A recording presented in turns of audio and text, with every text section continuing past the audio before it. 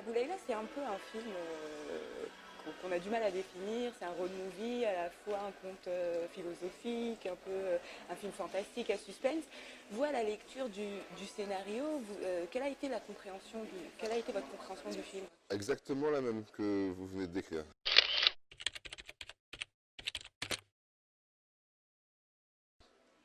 Qu'est-ce que je viens de lire? Alors attends. Est-ce que c'est un film sur... c'est un film de science-fiction, enfin science-fiction non, mais c'est un film gore, fantastique. Je sentais... Alors moi j'ai lu une version qui était en work in progress, une année avant qu'on tourne, parce que Amine m'avait fait au départ lire le scénario, bah, voilà, parce quand on a parlé d'éventuellement faire ça ensemble, donc j'ai tout de suite senti le potentiel du film, l'univers. Je connaissais le travail d'Amine, de ses courts-métrages. Donc je savais déjà qu'il avait c'était quelqu'un qui faisait du cinéma, qui avait un point de vue très fort, qui était assumé, qui était porté. Donc en lisant le scénario, j'ai été saisi d'abord par l'ambiance, par certaines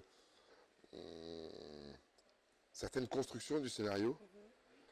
Mais moi j'aime bien ça finalement. Je suis assez, tout d'un coup quand j'ai plus mes repères mais qu'en même temps je suis tenu, en général je me dis oh intéressant, il faut voilà j'ai tout de suite senti que j'avais envie de voilà, j'avais envie de continuer à discuter avec lui et de participer à ce film.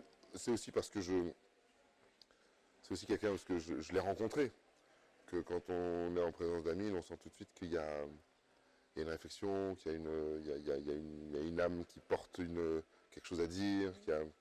Voilà, donc ne sachant pas très bien où on allait aller, comment on allait y aller, je savais que j'avais envie d'y aller. Voilà. Et justement, vous jouez un personnage d'une période que vous n'avez pas vécue. Enfin, c'est plutôt la génération d'avant. Euh, Ça me touche beaucoup, je ne sais pas quel âge vous me donnez, mais ça me touche beaucoup. Mais en tout cas, vous jouez votre génération d'avant, en tout cas le personnage de l'autre fille, à votre âge aujourd'hui, mais dans les années 90. Absolument. Donc, c'est ça que je voulais Ah dire, oui, pardon. d'accord, ok. Et donc, est-ce que vous avez puisé dans les souvenirs comment vous avez préparé ce personnage de votre fille? Alors, j'ai pas puisé dans les souvenirs, parce que moi, dans les années 90, je n'étais pas en Algérie. Je fais partie des gens qui, pour des raisons X et Y, se retrouvent à l'étranger, notamment en France pour moi. Mais même quand on était à l'étranger, c'est une période qu'on a vécue, qu'on vit d'ailleurs, mais qu'on vit parce que on vit au rythme des annonces, des attentats, les annonces des assassinats, les annonces des... Chaque fois qu'on allume la radio, on a peur. Enfin bon, donc, mais j'ai pas vécu la violence directe. Voilà, j'ai pas. Donc, quand j'ai commencé à travailler sur le personnage, d'abord il y a une chose qui m'a semblé évidente, c'était que euh, il allait falloir que, au moment du tournage, je sois complètement présent, que je sois là.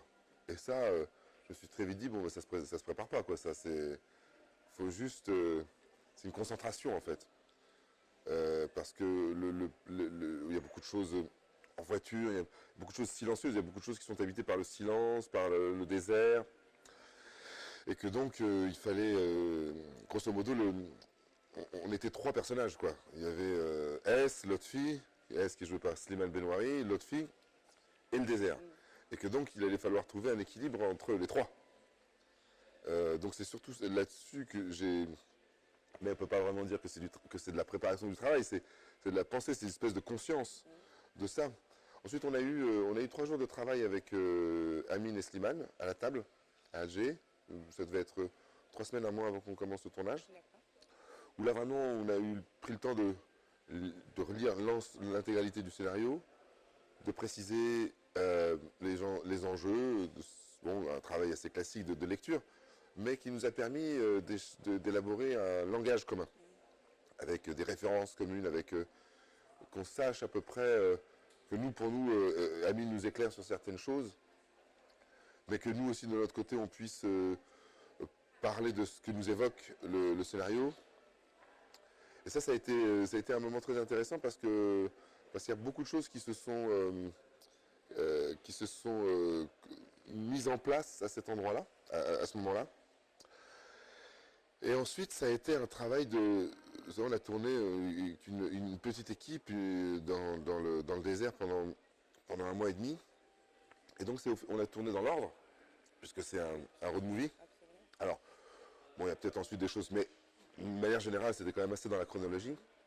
Et donc, c'est au fur et à mesure qu'on rentrait dans le film, dans les personnages, que tout d'un coup, Il y a une chose que j'ai faite aussi sur laquelle je n'ai rien lâché, c'est le costume. Je sais que j'ai beaucoup insisté, plus que d'habitude, sur le costume. Parce que d'abord, il n'y en a qu'un. À part, je crois que je change une fois de chemise, mais sinon, il n'y a qu'un seul costume, donc il ne faut pas se louper. Et puis, il fallait vraiment qu'on ait une sorte de... que le costume allait aussi nous différencier l'un de l'autre, est de l'autre fille. Et le costume allait aussi raconter le hors-champ qu'on ne voit pas.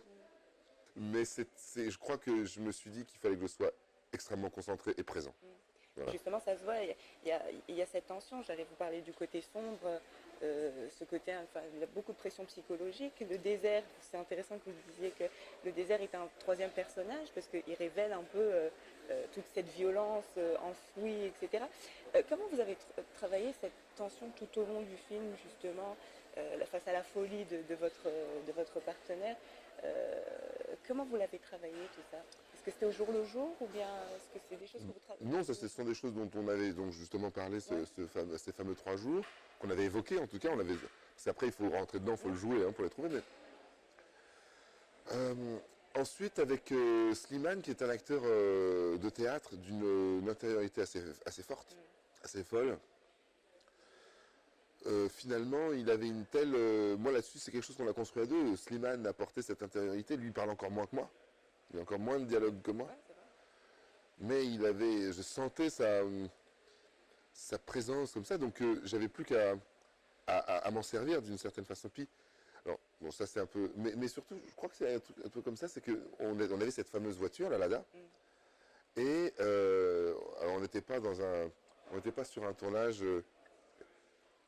comment dire, avec une équipe qui est au petit soin avec ses acteurs, n'est-ce pas? Et moi, c'est moi qui conduisais la voiture pour aller sur le plateau, pour revenir du plateau, c'était ma voiture. Voilà, c'était ma voiture, c'était notre voiture avec Slimane. Donc, pour aller sur le plateau, Slimane et moi seuls le matin, on était tous les deux dans la voiture et on rentrait tous les deux. Et je pense que ce sont des moments qui ont aussi... alors là, pour le coup, on ne s'est pas dit,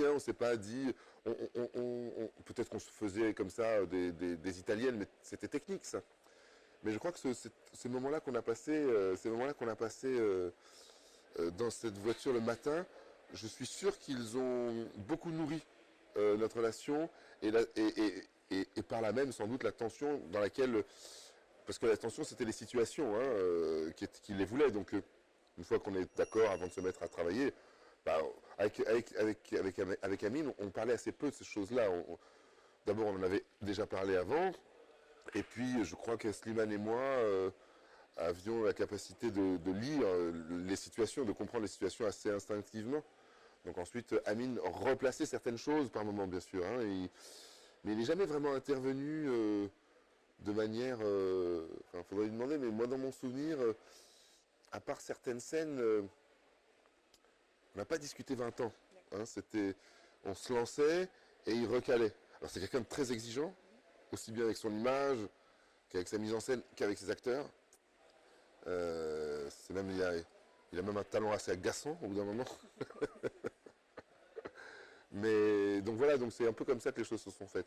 Les choses se sont faites de manière très, très naturelle. Hier, il y a quelqu'un qui m'a posé la question de savoir si on n'était pas devenu fou sur le plateau. Pas du tout. Pas du tout. Vraiment pas du tout. À aucun moment.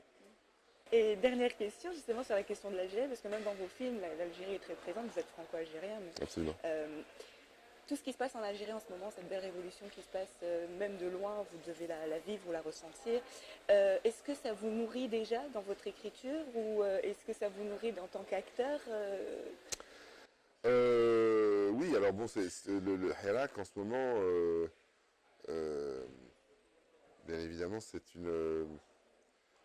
le 22 février, la surprise a été totale, complète et belle, parce que moi, ce qui m'a surtout ému et ce qui m'émeut encore aujourd'hui, c'est et qui me porte aujourd'hui, c'est que on a toujours pensé